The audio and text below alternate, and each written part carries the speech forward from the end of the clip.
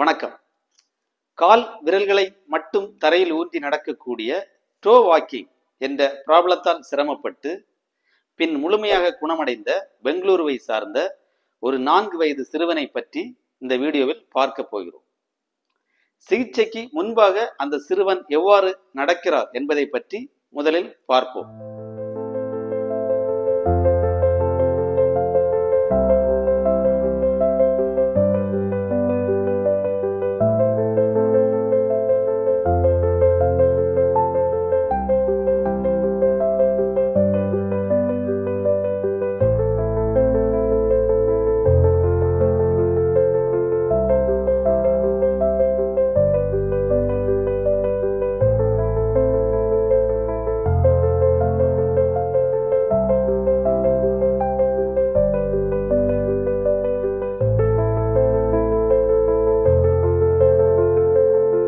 சிகிச்சைக்கு முந்தைய வீடியோவில் குதிகாலை தரையில் ஊன்ற முடியாமல் கால் விரலை மட்டும் தரையில் ஊன்றி நடப்பதையும் ஓடுவதையும் பார்த்திருப்பீர்கள்.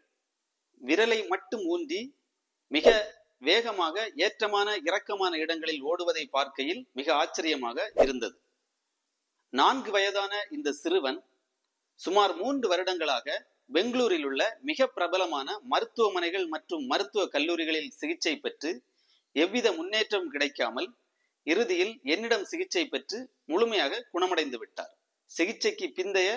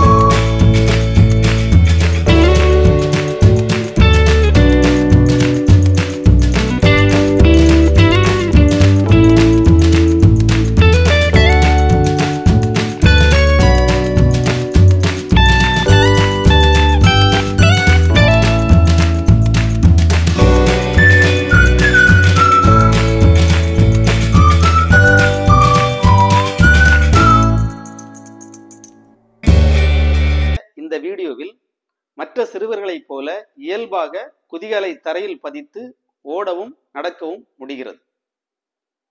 இந்த அளவு வித்தியாசம் கிடைப்பதற்கு 2 மாதங்களில் சுமார் 25 நாட்கள் சிகிச்சை தேவைப்பட்டது. அந்த சிறுவனுடைய ஒத்துழைப்பும் பெற்றோர்களுடைய ஒத்துழைப்பும் நன்றாக இருந்த காரணத்தினால் மிக விரைவாக இந்த சிறுவனை குணப்படுத்த முடிந்தது. இப்போது அந்த சிறுவனை பள்ளிக்கூடத்திற்கும் அனுப்பிவிட்டார்கள். மிக்க மகிழ்ச்சியாக உள்ளது.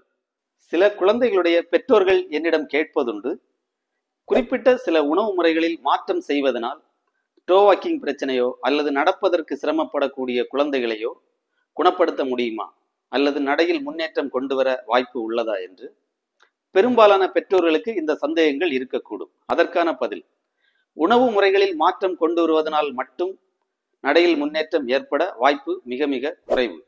ஆனால் ஒரு சில உணவு முறைகளால் சிகிச்சையின் போது கிடைக்கக்கூடிய முன்னேற்றத்தை துரிதப்படுத்த இயலும். அது எந்தெந்த மாதிரியான உணவு வகைகள் என்பதை பற்றி நாம் அடுத்ததா பார்க்கலாம். ஃபர்ஸ்டா நட்ஸ் வகைகள். இதுல வாதுமை, முந்திரி, பாதாம் போன்ற நட்ஸ் வகைகளில் அதிகமாக வைட்டமின் இ மற்றும் B6 உள்ளது. இது உங்கள் குழந்தைகளுடைய மோட்டார் ஸ்கில் டெவலப்மென்ட்ற்கு நன்றாக உதவி புரிகிறது. மோட்டார் ஸ்கில் அப்படின்னா குறிப்பிட்ட சில பணிகளை செய்ய, அதாவது நடப்பது, துள்ளுவது, ஓடுவது போன்ற பணிகளை செய்ய நமது உடற்தசைகளை இயக்கக்கூடிய திறன். இதைத்தான் நாம் மோட்டார் ஸ்கில் என்று அழைக்கிறோம். இந்த பாதாமில் அதிக அளவு ஒமேகா 3 ஃபேட்டி ஆசிட் உள்ளதால் பிரெயின் ஃபங்க்ஷனை இம்ப்ரூவ் செய்வதற்கு அதிக அளவில் பயனளிக்கிறது. உதாரணமாக குழந்தைகளுடைய மெமரி பவர், திங்கிங் கேப்பபிலிட்டிஸ் இதையெல்லாம் இம்ப்ரூவ் பண்ணுவதற்கு இந்த பாதாம் உதவுகிறது. அடுத்ததா சீட்ஸ் வகைகளில் ஆளி விதை, பூசணி விதை, முலாம்பழ விதை இதெல்லாமே ஒரு பவர்ஃபுல் ஆன்டி ஆக்சிடென்ட்ஸ். உங்களுடைய செல்ஸ் டேமேஜ் ஆகுவதை தவிர்க்கிறது. இதையெல்லாம் நாம் ஒரு பிரெயின் பூஸ்டிங் ஸ்நாக்ஸ் என்று கூட அழைக்கலாம். ஏனென்றால் உங்கள் குழந்தைகளுடைய பிரெயின் ஃபங்க்ஷனை டெவலப் செய்வதற்கு இது நன்றாக உதவி புரிகிறது. இந்த பம்கின் சீட்ஸ்ல அதிக அளவு காப்பர், சிங்க், மெக்னீசியம் போன்ற சத்துக்கள் உள்ளதால் குழந்தைகளுடைய கவனச்சிதறலை குறைத்து நினைவாற்றலை அதிகப்படுத்த உதவுகிறது. அடுத்ததா கொக்கோ பவுடர்.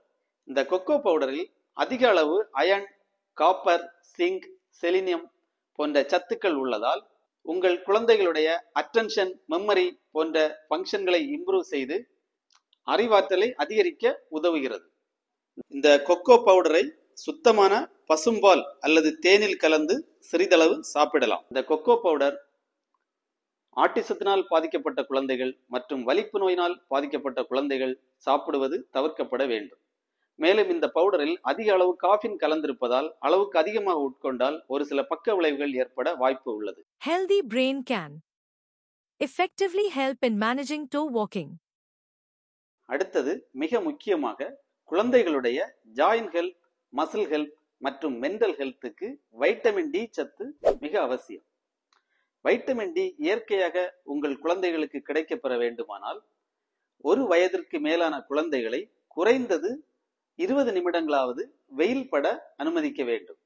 குழந்தைகளை அரை மணி நேரத்திற்கு மேலாக மொபைல் போன், டிவி, கம்ப்யூட்டர் போன்றவை பார்க்க அனுமதிப்பது பெற்றோர்கள் செய்யும் மிகப்பெரிய தவறு. டிவி மற்றும் மொபைல் போனுக்கு அடிமையான குழந்தைகள் வீட்டை விட்டு வெளியே வர விருப்பப்பட மாட்டார்கள். இதனால் அவர்கள் மேல் சூரிய ஒளி படுவது தவிர்க்கப்படுகிறது. இதனால் அவர்களுடைய தசைகள் மற்றும் எலும்புகளின் வளர்ச்சியும் பாதிக்கப்படும். எந்தெந்த சைவம் மற்றும் அசைவ உணவுகளில் வைட்டமின் டி சத்து அதிகமாக உள்ளது என்பது குறித்தும் டோ வாக்கிங் குறித்தும் ஏற்கனவே நான் யூடியூபில் பப்ளிஷ் செய்த அனைத்து வீடியோக்களுடைய லிங்கும் டிஸ்கிரிப்ஷன் பாக்ஸில் கொடுக்கப்பட்டுள்ளது. கிளிக் செய்து தெரிந்து கொள்ளலாம். நன்றி.